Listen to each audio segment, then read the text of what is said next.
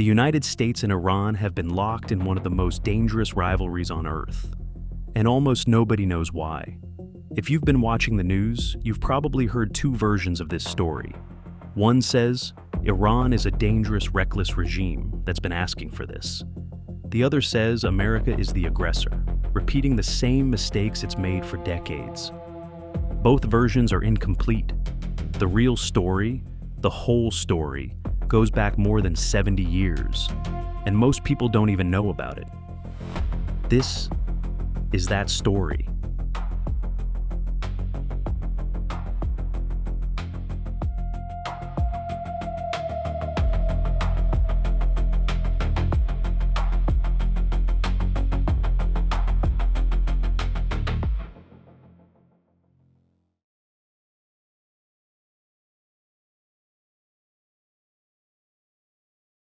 To understand how the United States and Iran became enemies, you have to start with what's underneath Iran's surface. Oil. Iran sits on one of the largest petroleum reserves on Earth, and in the early 20th century, as the world's economies became dependent on oil to power their navies, their factories, and their cities, that made Iran one of the most strategically valuable pieces of land on the planet.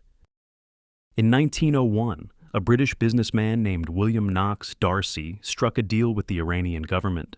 Britain got exclusive rights to explore, produce, and sell Iranian oil for 60 years. The deal was made when Iran was weak, its government desperate for cash, and its leaders didn't fully understand what they were giving away. Over the next 5 decades, the company that came out of that deal, the Anglo-Iranian Oil Company, which later became BP, yes, the same BP that we know today, built the largest oil refinery in the world on Iranian soil. It employed tens of thousands of Iranian workers, and it extracted enormous wealth from the country. Here's how the money was divided. Britain kept roughly 84% of the profits. Iran, the country the oil actually belonged to, received about 16%, sometimes less. For decades, Iranian leaders complained about this arrangement. But Iran was weak, and Britain was one of the most powerful empires on Earth. There wasn't much they could do about it. Then the world changed. After World War II, Britain was nearly bankrupt. It had just lost India, its most valuable colonial possession. Its empire was collapsing around the world, and Iranian oil revenue was one of the last major cash flows keeping the British economy alive. The Royal Navy literally ran on Iranian oil. At the same time, Iran was changing too. A new generation of Iranian leaders was asking a question their predecessors had been too weak to ask. Why is a foreign company keeping most of the profits from our own oil? Iran in the early 1950s had a parliament called the Majlis. Think of it like their version of Congress, elected representatives who debated and voted on laws. And increasingly, those representatives were demanding a fairer deal on oil. One man would rise to lead that demand, a politician who would end up waging the fight of his life against the British Empire itself, for Iran and for Iran's oil.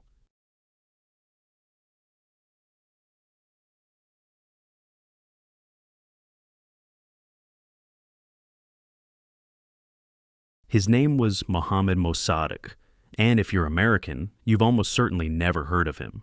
But he's one of the most important figures in 20th century Middle Eastern history, and understanding who he was is essential to understanding everything that's happening today. Mosaddegh was born in 1882 into a prominent Iranian political family. His father served as Iran's finance minister. He was educated in Europe, where he earned a doctorate in law from the University of Lausanne in Switzerland. He came home with a vision for Iran that was extraordinary for the region at the time. The vision was a democratic government. His policies introduced unemployment compensation, worker protections, and rural banks for ordinary Iranians, to name a few. He believed a king should reign but not rule, and that real power belonged to the people's elected representatives. He was enormously popular, so popular that the Shah, Iran's king, was essentially forced to appoint him prime minister in 1951. Now, a quick clarification, because this matters for the rest of the story. In the 1950s, Iran had both a Shah and a prime minister at the same time, similar to how the United Kingdom has a king and a prime minister. The Shah, Mohammad Reza Shah Pahlavi, was the head of state, the monarch who sat on the throne. But Mosaddegh was the one who actually ran the government day to day. And the first thing Mosaddegh set out to do was fix the oil problem. He asked the Anglo-Iranian oil company for something simple, an audit. Just open the books so Iran could verify it was getting its contracted share of the profits. The company refused. Iran's parliament responded with a single sweeping decision. They voted to nationalize the oil. In one stroke, the Anglo-Iranian Oil Company, the foreign company that had controlled Iran's oil for half a century, would no longer own it, because this oil was under Iran's soil. It belonged to the Iranian people, and they were taking it back.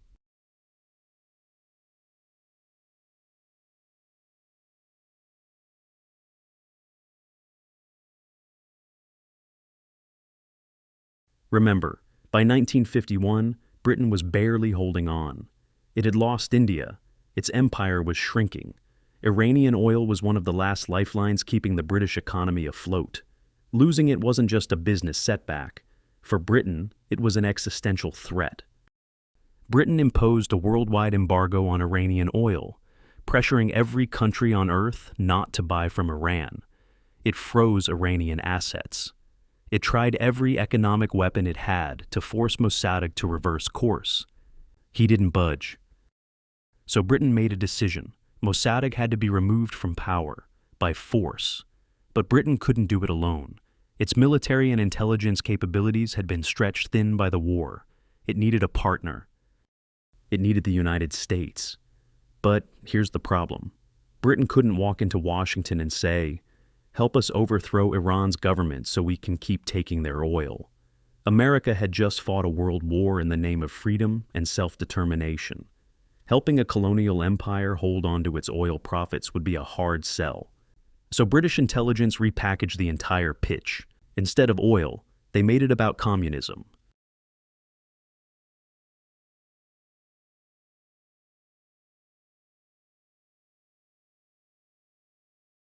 To understand why this worked, you need to understand what the world felt like in 1953. The Cold War was at its peak. The United States and the Soviet Union, two nuclear-armed superpowers, were locked in a global struggle for influence. The Soviets had taken control of Eastern Europe. Communist movements were spreading across Asia. The Korean War was still being fought.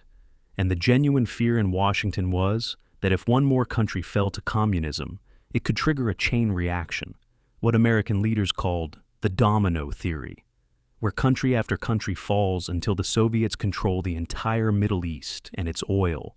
Iran shared over 1,000 miles of border with the Soviet Union. It was one of the most strategically important countries on Earth. So, when British intelligence told the Americans, Mosaddegh is going to fall into the Soviet orbit. If you don't act now, you'll lose Iran to communism. It hit a nerve. President Harry Truman wasn't convinced. He rejected the British pitch. He didn't see Mosaddegh as a communist threat. But when Dwight Eisenhower became president in 1953, Britain tried again. This time, it worked. Eisenhower was deeply worried about Soviet expansion. His Secretary of State, John Foster Dulles, and his CIA director, Allen Dulles, who were brothers, were aggressively anti-communist and eager to act. Eisenhower authorized the CIA to execute a covert operation to remove Mosaddegh from power. It was codenamed Operation Ajax. But was the communist threat actually real? Here's the honest answer. It wasn't zero, but it was wildly exaggerated to justify the operation. Iran did have a communist party, the Tudeh Party, with real members and real influence among students and labor unions. And the Soviet Union really was right on Iran's border. So, the concern wasn't pure fantasy. But Mosaddegh himself was actually one of the strongest barriers against Soviet influence. He had refused to grant the Soviet Union an oil concession in northern Iran, turning down Moscow directly. He wanted Iran to be independent from all foreign powers, British, American, and Soviet. But none of that mattered now. The decision had been made. Britain convinced America to join its cause to get its oil profits back. The CIA was about to attempt something unprecedented in American history: the covert overthrow of a democratically elected government in a country that wasn't even at war with the United States. They would topple Iran's prime minister and replace its government. They would do it in secret, and they would change the course of the next 70 years of Middle Eastern history.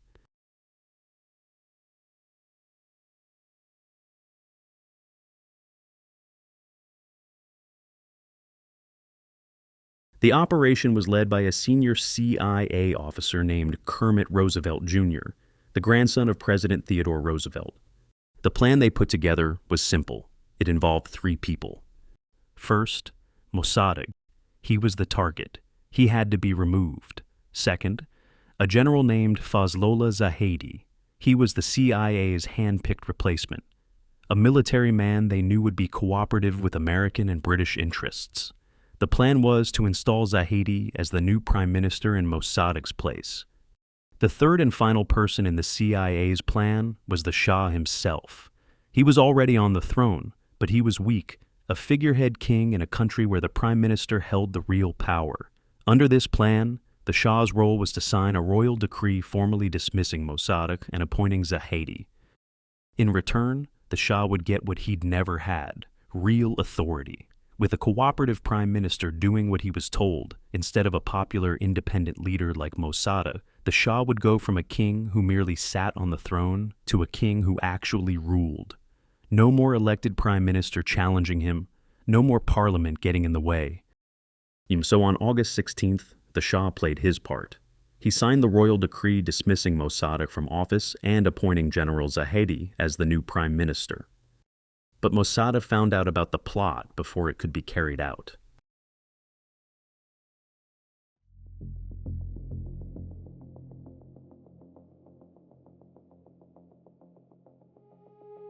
Mosaddegh rallied his supporters and refused to step down, arguing the dismissal was unconstitutional. The first attempt at the coup had failed, and now the Shah was in danger. His signature was on that decree. Everyone knew he'd just tried to remove the most popular leader in Iran. If angry mobs came looking for someone to blame, he'd be the obvious target. So, the Shah ran. He fled the country, first to Baghdad, then to Rome, waiting to see whether the CIA could still pull this off. For a few days, it looked like the operation was finished. The coup had failed. Mosaddegh was still in power. The Shah was hiding in a hotel room in Italy. But the CIA didn't give up. Over the next 4 days, Roosevelt bribed Iranian newspaper editors to flood the media with anti-Mosaddegh propaganda. He recruited religious leaders to turn against Mosaddegh, and the CIA paid street gangs and mobs from the poorest neighborhoods of southern Tehran to stage massive street protests supporting the Shah, manufacturing the appearance of a popular uprising, creating the illusion that the Iranian people wanted the Shah back in power. Key military officers were bribed to switch sides. On August 19, 1953, the manufactured protests and military betrayals overwhelmed Mossadegh's genuine supporters. Approximately 300 Iranians were killed in the street fighting. Ordinary people, trying to defend a government that had been democratically chosen, against a takeover orchestrated by foreign intelligence agencies. Mosaddegh was arrested. He was tried for treason, sentenced to 3 years in prison, then placed under house arrest for the rest of his life. He died in 1967. He was never free again.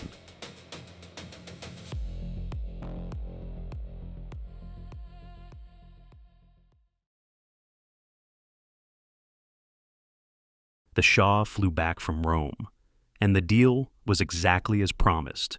With Mosaddegh gone and General Zahedi installed, the Shah was no longer a figurehead. The constitutional limits on his power were effectively gone. He was now an absolute ruler, the unchallenged king of Iran, and the price came due immediately.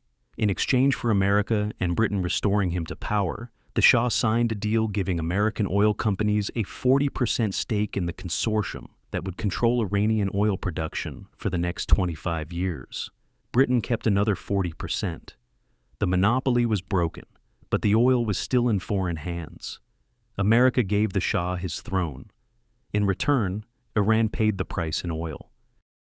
And as for Operation Ajax, the CIA formally acknowledged its role in this operation in 2013, 60 years after the fact, in declassified documents released through George Washington University's National Security Archive. Later, the Council on Foreign Relations ranked the decision to overthrow Mosaddegh as the fourth worst foreign policy decision in American history.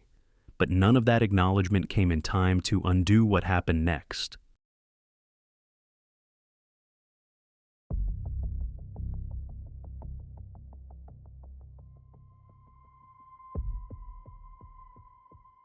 The Shah had almost lost everything in 1953. The first coup attempt failed. He had to flee the country. He only got his throne back because the CIA rescued him. He was determined to make sure that never happened again.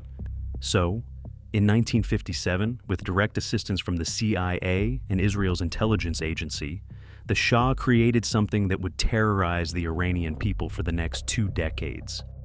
It was called Savak, Iran's secret police. And in order to effectively create this shadow police force, American and Israeli intelligence officers provided the funding, the training, the organizational blueprint, and the technical equipment. They taught Savak agents how to conduct surveillance, run informant networks, and, shockingly, how to interrogate and torture prisoners. Savak grew into the most feared institution in Iran. At its peak, roughly 5,000 full-time agents, plus an unknown number of informers embedded throughout society. In universities, workplaces, mosques, neighborhoods, anyone could be listening. Anyone could be reporting. Their torture methods were documented by Amnesty International in 1976. Whipping and beating, electric shocks, the extraction of nails and teeth, boiling water pumped into the rectum, heavy weights hung on the testicles, tying prisoners to a metal table heated to white heat, inserting a broken bottle into the anus, rape. Savak was later remembered as Iran's most hated and feared institution, one that had tortured and murdered thousands of the Shah's opponents. And Savak didn't target just one political group. They went after everyone: Marxists, religious leaders, secular nationalists, poets, novelists, filmmakers, professors. By 1975, 22 prominent Iranian writers and artists were in prison simply for criticizing the government. If you spoke up in Iran about anything, you could disappear. And the United States knew all of this. Not only knew, it actively supported it.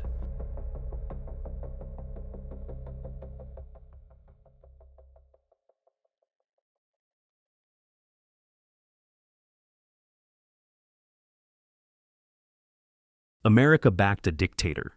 But the Shah was not only a tyrant, he also genuinely tried to modernize Iran. In 1963, he launched an ambitious program he called the White Revolution. New land reform laws broke up massive estates owned by wealthy landlords and gave that land to 2.5 million farming families. People who had been working those fields for generations but never owned them. Women got the right to vote and hold public office for the first time. A literacy corps sent educated young Iranians into the countryside to teach reading and writing, in a country where 2/3 of the population couldn't read. A health corps brought modern medicine to rural villages. The economy boomed. Tehran's skyline filled with modern buildings. Iran built the 5th largest military in the world. The White Revolution appeared to be working. Per capita income skyrocketed. Nearly 90% of sharecroppers became landowners. Women entered professions and public life in unprecedented numbers. On paper, this was extraordinary progress. But beneath the surface, Iran was on the verge of tearing itself apart. Why? Because modernization without freedom is a gilded cage. And each piece of the Shah's progress came with a cost that most Iranians were forced to pay. For example, the land reform laws seemed beneficial. Millions of farmers gained ownership of their land, but the plots they received were often too small to sustain a family. At the same time, the Shah was pouring money into building modern cities, Highways, factories, skyscrapers, and that construction needed workers. So millions of rural Iranians left the farms that they could no longer sustain and moved to Tehran and other cities looking for a better life. What they found instead were overcrowded slums, not enough jobs, and a cost of living they couldn't afford. They'd left behind everything they knew, their land, their communities, their way of life, and ended up with nothing. And the wealth that modernization created didn't reach them. The new economy rewarded the Shah's inner circle, wealthy businessmen, and the westernized upper class. They lived in extraordinary luxury, imported cars, European fashion, nightclubs. Meanwhile, entire neighborhoods of working-class Iranians were struggling to afford food while watching the rich flaunt their wealth on the same streets. This wasn't just inequality. For the people living it, it felt like mockery. Then there was the religious establishment. For centuries, Iran's Islamic clerics had played a central role in society, running courts, operating schools, managing charitable land. The Shah's reforms stripped all of that away. His new secular courts replaced religious ones. His state-run schools bypassed the clerical education system. His land reform seized properties that had funded mosques and religious institutions for generations. For Iran's clergy, modernization wasn't progress. It was an assault on everything they represented. And through all of this, anyone who objected, whether they were a displaced farmer, an underpaid worker, or a cleric watching his institution disappear, faced the same answer: Savak.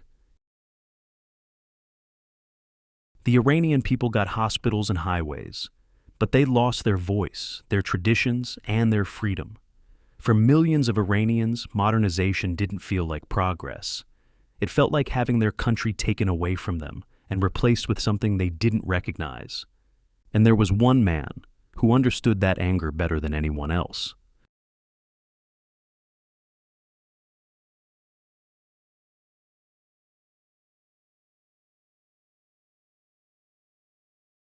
His name was Ayatollah Ruhollah Khomeini.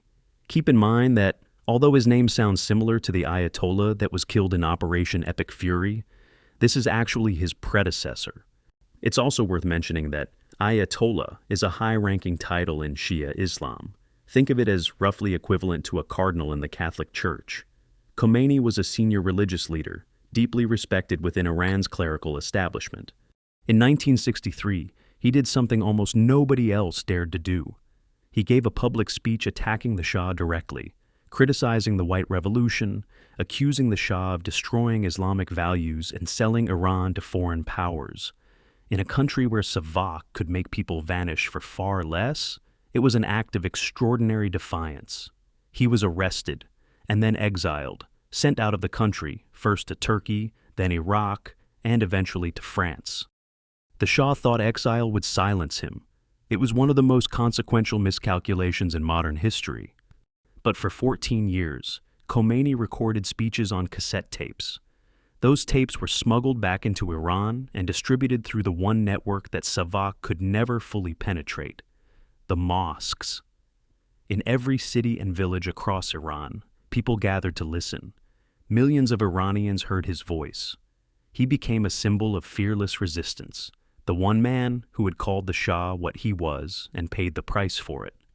But here's what almost nobody outside his inner circle understood at the time. Khomeini wasn't simply calling for the Shah's removal. He was quietly building a blueprint for something the modern world had never seen: a government run entirely by religious clerics, with himself holding supreme authority. This idea was radical, even within Islamic thought. Most Shia scholars believed clerics should advise leaders, not actually be the leaders. Khomeini was proposing something far more extreme. And he was careful not to speak openly about his plans. He told liberals he supported democracy. He told leftists he opposed Western imperialism. He told religious conservatives he would restore Islamic values. He was deliberately vague about what he actually intended. By the time people realized the truth, it would be too late.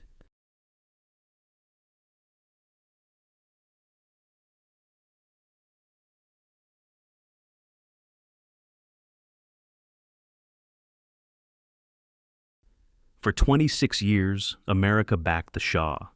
6 presidents stood beside him, Democrat and Republican. They armed him. They trained his military.